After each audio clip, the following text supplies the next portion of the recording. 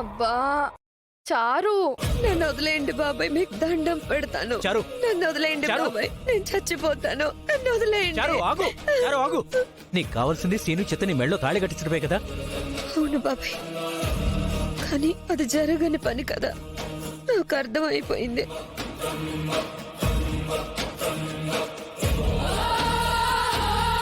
బాబాయ్ నేను చచ్చిపోతాను, నన్ను వదిలేయండి బాబాయ్. ఏంటి నీకు అర్థమయ్యేది? మర్ది గారు ఆలోచించుకుంటున్నారు కదా, నీకు న్యాయం చేస్తారమ్మా. ఇంకా ఆలోచిస్తారే? మా అక్కకి ఒక్కగానొక్క కూతురు, అసలే మొగుడు పోయి విధవరాలయ్యింది. దానికి మనమే న్యాయం చెయ్యాలండి.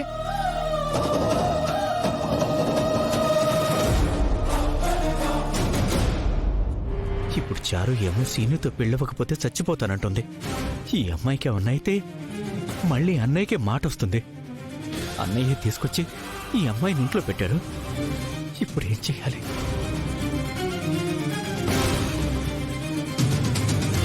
ఇంకా ఆలోచిస్తారేంటండి? సరే, సీను చేత నీ మెళ్ళో నేను తాళి కట్టిస్తాను, సరేనా?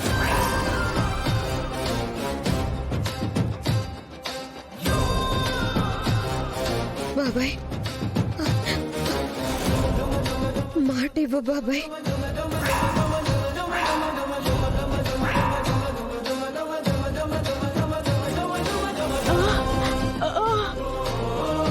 బాబాయ్ బాబాయ్ మాట ఇవ్వు బాబాయ్.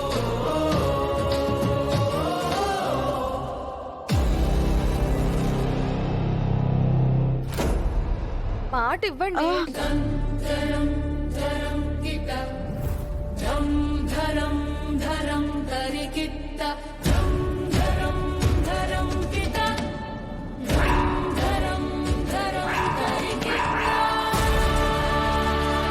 మాటిస్తున్నాను చారు, సీనితో నీకు పెళ్లి చేసే బాధ్యత నాదే.